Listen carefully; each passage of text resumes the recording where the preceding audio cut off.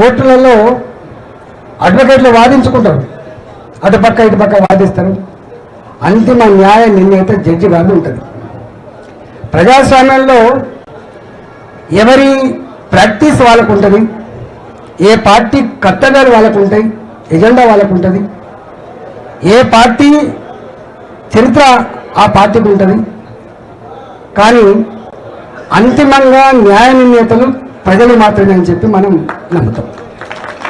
తెలంగాణలో కాదు, ఎక్కడ ప్రపంచంలో ఎక్కడ ప్రజాస్వామ్య దేశాల్లో ఎక్కడ కూడా అంతిమ న్యాయ నిర్ణేతలు ప్రజలే ఉంటారు.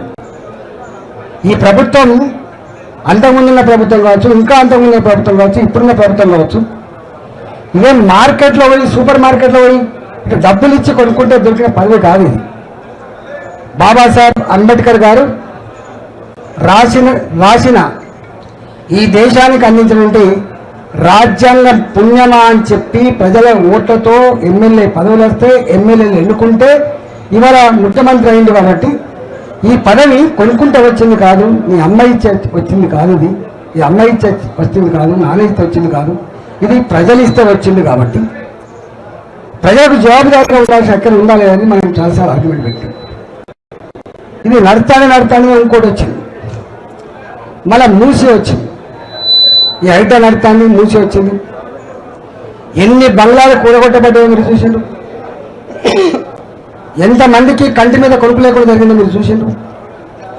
మేము ఎక్కడికి పోయినా దుఃఖం వచ్చేది ఎక్కడంటే, మేము పోతే ఆ పిల్లలు మహిళలు మొగళ్ళు అందరూ వచ్చి, సార్ మేము కూరగాయలు అమ్ముకొని కొనుక్కునే వాళ్ళం, మేము 10 ఇళ్ళ బాసనలు అమ్మి కొనుక్కునే వాళ్ళం, మేము పండ్లు అమ్ముకొని కొనుక్కునే వాళ్ళం, మేము అడ్డం మీద కూలీగా ఉండి కొనుక్కునే వాళ్ళం, మేము చిన్న చిన్న కంపెనీలో పనిచేసి కొనుక్కునే వాళ్ళం. ఒక తరం కష్టపడితే ఈ ఇల్లు మాకు వచ్చింది. మేము చనిపోయినప్పుడు మా శవం రోడ్ల మీద ఉండి అనాథ శవంగా ఉండొద్దని కోరుకుంటున్నాం. మేము మా సొంత ఇంట్లో మేము చనిపోవాలని కోరుకుంటాం. మా సెంటిమెంట్ ఇది, మా జీవితం ఇది, మా బతికిది, మా బతుకు మీద గుర్తుతున్నాడు రేవంత్ రెడ్డి అని చెప్పి వాళ్ళు కన్నీళ్ళు పెడుతున్నప్పుడు మనకి ఏం భాష వస్తుందో ఒకసారి ఆలోచించండి. నేను 25 ఏళ్ళు ఉన్న రాజకీయాల్లో ప్రత్యక్షంగా 25 years. తెలంగాణ ఉద్యమంలో ఎంతోమంది పిల్లలు చనిపోయింది, మంటల్లో మాడిపోతూ చనిపోయిన వాళ్ళని చూసినాం మేము. ఆ శవాన్ని ఎత్తుకపోయి ఆ పిల్లలు వచ్చిన వాళ్ళం మేము. ఎక్కడ ఏ అమ్మాయి, ఎక్కడ ఏ అబ్బాయి, ఎక్కడ ఏ ఉద్యమకారుడు సూసైడ్ చేసుకుంటే ఆ శవం దగ్గరికి పోయి ఆ శవాన్ని మోసిన వాళ్ళం మేము, ఆ కన్నీళ్ళని తూచిన వాళ్ళం మేము. కాబట్టి ఇవాళ ఆ ఎమోషన్లో కూడా మేము ఎక్కడ పింతలని మాట్లాడలేదు. మా పద్ధతి తప్పలేదు, మా మాటలో వేడి ఉండేది, మా వాటిలో పదవినటువంటి మొదలు ఉండొచ్చు. కానీ మేము ఎక్కడ పింతలని మాట్లాడడం కాదు. ఒకటి కాదు, రెండు కాదు, ఒక 50 ఉపన్యాసాలు ఉంటే కావచ్చు. అసెంబ్లీలో ఎమోషన్స్ సందర్భంగా నేను ఇచ్చిన ఒక 50 ఉపన్యాసాలు ఉంటాయి, 100 ఉపన్యాసాలు ఉండొచ్చు. కానీ ఒక 50 ఉపన్యాసాలు అయితే ఎమోషన్ ఇచ్చిన ఉపన్యాసాలు ఉంటాయి. నేను ఎక్కడ అది కాదు. ఇది నరసింహగుప్త గారు పవన్ గారి ఇంటికి వచ్చిండు, రంగారెడ్డిలో ప్రధాన అధ్యక్షుడు వచ్చిండు. అన్న మొత్తం ఆగమైపోతుంది. పోతే చైతన్యపూరి 50 సంవత్సరాల చరిత్ర ఉన్న కాలనీ అది చైతన్యపూరి. దాని పక్కకుంటుంది పనిగిరి కాలనీ, అటు పక్కకుంటుంది ఒక అపార్ట్మెంట్. ఇవన్నీ కూడా బాజాప్తా ఆనాడు లేఅవుట్లు చేస్తే కొనుక్కొని కట్టుకున్న ఇళ్ళవి. అవి మనం అనుకున్నట్టుగా మూసీ నది పక్కకు పంటి అక్రమంగా వేసుకున్న గుడిసెలు కాదు సుమా. ఇవన్నీ కూడా 300 గజాలు, 400 గజాలు, 500 గజాలు బాజాప్తా లేఅవుట్లలో భూములు కొనుక్కొని 2 కోట్లు 3 కోట్లు పెట్టి కట్టుకున్నటువంటి 3 అంతస్తుల 4 అంతస్తుల 5 అంతస్తుల ఇళ్ళు అపార్ట్మెంట్లు. వీళ్ళు వచ్చి 300 మీటర్లు అటుపక్క 300 మీటర్లు ఇటుపక్క మొత్తం మేము దీన్ని సుందరీకరణ చేస్తామని చెప్పి ఆర్గ్యుమెంట్ పెడుతున్నప్పుడు, సుందరీకరణ వెనుక ఉన్నటువంటి దుర్మార్గం ఏంటంటే, మీకు ఇది విలువైన భూమి కాబట్టి, మీ చైతన్య పురుషులు విలువైన భూమి కాబట్టి, ఇక్కడైతేనేమన్నా కొంత పైసలు వస్తాయి కాబట్టి, ఇక్కడైతేనే కొన్ని మాల్స్ కట్టచ్చు, కొంత రిక్రియేషన్ జోన్లు కట్టచ్చు అని చెప్పి భావించి వచ్చేసినప్పుడు నేను కొట్లాడినా. మీకు తెలుసు, 24 hours కూర్చున్నారు కావచ్చు. వాళ్ళని రమ్మంటే పోయి అక్కడ కూర్చొని 24 గంటల వరకు కూడా అక్కడనే ఉంటే వాళ్ళన్న మాట ఏం తెలుసా, బిడ్డ మనం వెళ్ళిపోతున్నాం, వెళ్ళిపోతే ఏమైద్దో అని చెప్పి భయపడుతుంటే ఉంటామ్మా అని చెప్పి ఉన్నాడు. నేను ఆనాడు ఏ పై అధికారితో మాట్లాడినా కూడా ఏ సార్ మేము ఆక్రమించుకుంటున్నాం సార్, మేము కూడగొడతలేం సార్. కానీ 100 మంది పోలీసుల సమక్షంలో 100 మంది పోలీసుల సమక్షంలో ఇటు కొడితే అటు, అటు కొడితే ఇటు, ఈ ఇంటికి నంబర్ ఎత్తాడు, మళ్ళీ ఆ ఇంటికి నంబర్ ఎత్తాడు, ఇక్కడ దాకా వస్తుందంటాడు. చివరికి అబద్ధం ఆడి కొంతమందిని తీసుకుపోయి వనస్థలిపురం డబుల్ బెడ్రూమ్లలో ఇచ్చి వాళ్ళతో స్టేట్మెంట్ ఇప్పిస్తాడు. ఏమని, మాకు మంచిగా ఉంది డబుల్ బెడ్రూమ్, మా అంతటా మేమే ఇవి ఖాళీ చేసి వచ్చినామని చెప్పి. అసలు కథ ఏంటంటే అక్కడ ఎవరైతే కొంతమంది కిరాయికుంటారో, చివరి ఎడ్జుకుండేటువంటి మూసినది ఎడ్జుకుండేట కిరాయికుంటారో, కొన్ని వాళ్ళు పెద్ద కలిగిన వాళ్ళు అయ్యి పెద్ద ఇల్లు కట్టుకొని వేరే దగ్గర ఉంటారో వాళ్ళు కిరాయికి ఉండేటోళ్ళని పట్టుకొని తీసుకపోయి వాళ్ళ పెట్టి స్టేట్మెంట్ ఇచ్చిన దొంగ స్టేట్మెంట్ ఇచ్చింది. ఇట్లా కొన్ని 100 స్టేట్మెంట్లు, 100 ఉద్యమాలు జరిగాయి. చివరికి భారతీయ జనతా పార్టీ పరంగా బాజార్తా మొత్తం పార్టీకి పాటే ఒక ధర్నా పెట్టినాం మనం, మీకు ఐడియా ఉంటుంది. ఇక్కడ మనం ఇందిరా పార్టీ ధర్నా పెట్టి మనం ఒక మెసేజ్ ఇచ్చినాం, ఊరుకునేది కాదని చెప్పినాం. మొత్తాన్ని వాళ్ళు ముందుకు వచ్చి ఒక మాట చెప్పిండారు. ఏమని మాట చెప్పినంటే, ఇప్పటి నుంచి వెళ్ళి 10 ఏళ్ల క్రితమో 5 ఏళ్ల క్రితమో 2024 లోపు కట్టినటువంటి ఏ ఇళ్ళు అవుతున్నాయో ఆ స్ట్రక్చర్స్ మేము కూడగొట్టం, ఇప్పుడు మాత్రం కట్టనీయని చెప్పి చెప్పింది. సరే మంచిది అనుకున్నాం, మనం ఉన్నాం. మళ్ళీ ఏమైంది ఇక్కడ, నిన్న 3 రోజుల క్రితం బాచుపల్లిలో పెద్ద రోడ్డు ఉంటుంది, 30 ఫీట్ల రోడ్డు మీరు చూస్తారు, ప్రగతి నగర్ బాచుపల్లి, ఇటుపక్క 5 అంతస్తులు 7 అంతస్తులు 8 అంతస్తులు పెద్ద పెద్ద అపార్ట్మెంట్స్ ఉంటాయి, ఇటుపక్క అటుపక్క మొత్తం. అయితే వచ్చి ఏడుస్తున్నారు. ఎందుకు ఏడుస్తున్నాం ఇంకా అంటే, లేదు మొత్తం నోటీస్ ఇచ్చిపోయిండు.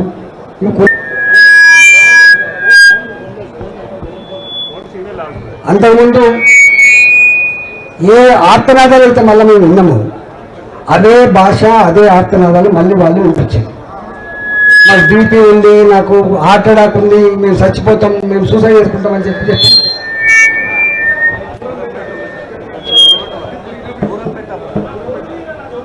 అయితే నేనే అవస్థపా మీరెందుకు అని చెప్పి నిన్న కాక మొన్న పోతే అవి చూస్తే ఈ విధంగా కలిపే తిరిగాయి. కానీ ఇంత పెద్ద ఇల్లు అవి 2020, 2017 ఇట్లా కట్టిన ఇల్లు ఇప్పుడెందుకు జోలికొచ్చిందని చెప్పి నేను ఏమన్నా అంటే, అంతకన్నా ముందు ఒకటి జరిగింది. డివిజన్ నెంబర్ 133 అనుకుంటా, మచ్చబొల్లారం, అంతేనా ఉదయం మచ్చబొల్లారంలో ఒక హిందూ శ్మశాన వాటిక, ఒక ముస్లిం శ్మశాన వాటిక, 2 ఉంటాయి. ఇది గవర్నమెంట్ భూమిలో వెలిసిన శ్మశాన వాటికలు కాదు. ఇవి ఒక భూస్వామి, ఒక దాత, సమాజ శ్రేయస్సు కోరే నరసింహారెడ్డి, దాని పేరు ఉంది సామల వెంకటరెడ్డి గారు 20 ఎకరాల భూమిని బాధ్యత కొని 5 ఎకరాల ముస్లిం శ్మశాన వాటికకి,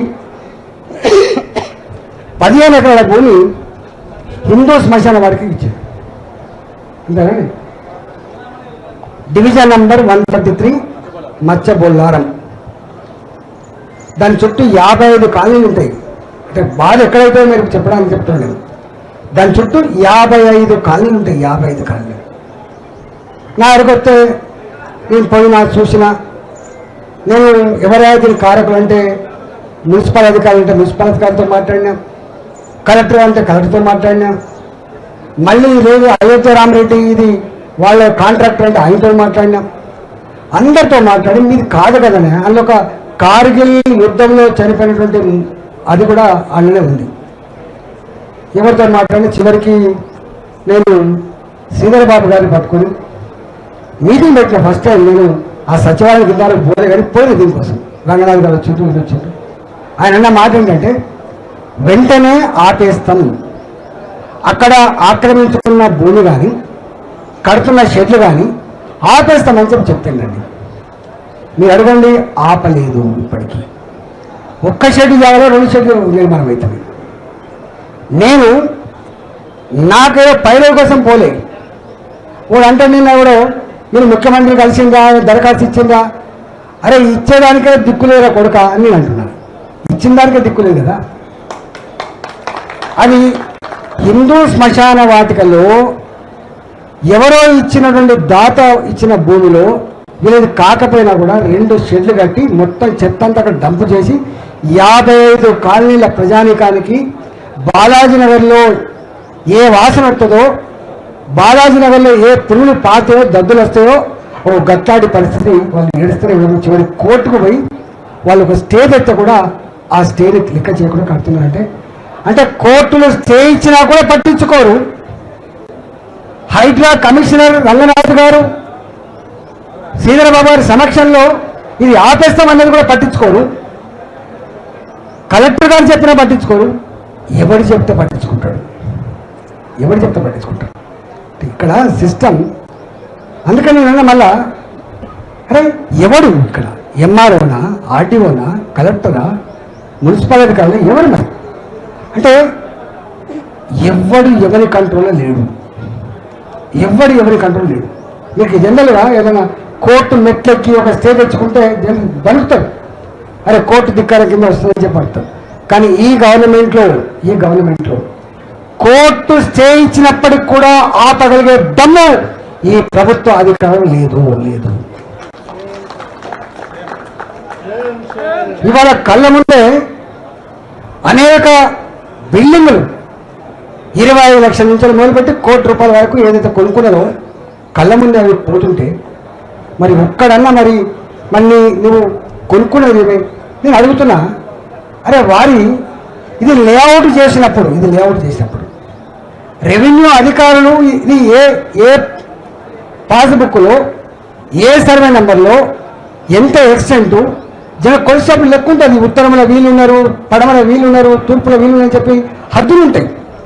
ప్రతి భూమికి హద్దు ఉంటుంది. తూర్పు వైపు వీళ్ళున్నారు, పశ్చిమ వైపు వీళ్ళున్నారు అని చెప్పి. మరి అప్పుడు ఆ లేఅవుట్ చేసినప్పుడు ఎట్లా నువ్వు పర్మిషన్ ఇచ్చినావు, ఎట్లా నువ్వు ఛార్జీలు కన్వర్షన్ ఛార్జీలు కట్టించుకున్నావు ఆర్టీఓ? మళ్ళీ పోయి మున్సిపాలిటీ లాగానే మున్సిపాలిటీ ఎట్లా పర్మిషన్ ఇచ్చింది? దీని డెవలప్మెంట్ ఛార్జెస్కి డబ్బులు ఎట్లా తీసుకున్నావు? ఎట్లా బిల్డర్ కట్టిన తర్వాత ఎట్లా ఆక్యుపెన్సీ సర్టిఫికేట్ ఇచ్చిండు? ఆక్యుపెన్సీ సర్టిఫికేట్ ఇచ్చిన తర్వాత ఎట్లా ప్రాపర్టీ ట్యాక్స్ తీసుకుంటాను? ఇవాళ ప్రాపర్టీ ట్యాక్స్ తీసుకున్న తర్వాత కూడా ఇవాళ ఈ పని ఎందుకు చేస్తానని నేను అడిగిన తప్ప ఇదే అడిగిన తప్ప. ఈవెన్ బాలాజీ నగర్ నేను అస్మత్పేట చెరువు, కూకడపల్లి చెరువుల పక్కన జనరల్గా లేక్ వ్యూ అని ఇస్తా అంటారు స్టేట్మెంట్. మీరు ఇప్పుడు చూడండి అడ్వర్టైజ్మెంట్ పాపం. ఇవాళ లేక్ వ్యూ అంటే అదో శాపం. ఒకప్పుడు ఏదైనా ఇల్లు అమ్ముకోవాలంటే, కట్టి అమ్ముకోవాలంటే, ప్లాట్లు అమ్ముకోవాలంటే లేక్ వ్యూ అని చెప్తే ₹2,000 గజానికి ఎక్కువ పోయేది. ఇల్లు అయితే అపార్ట్మెంట్ అయితే ఇంకొక 2 లక్షలు, 3 లక్షలు, 5 లక్షలు ఎక్కువ పోయింది. కానీ ఇవాళ లేక్ వ్యూ అని కనుక అంటే మరణశాసనమే వారికి. 25,000 ఇండ్లు, 25,000 అపార్ట్మెంట్స్ లేక్ వ్యూ అని చెప్పి అడ్వర్టైజ్మెంట్ చేసిన కర్మానికి ఇచ్చిన డబ్బులు వాపస్ తీసుకుపోతున్నారు. ఎవడు మళ్ళా ముందుకు వస్తలేడు. ఇవాళ మొత్తం రియల్ ఎస్టేట్ కుప్ప కూలడానికి ప్రధాన కారకుడు రేవంత్ రెడ్డి. అవునా కాదా? కాంగ్రెస్ పార్టీ నాయకులు ఆలోచించుకోవాలి.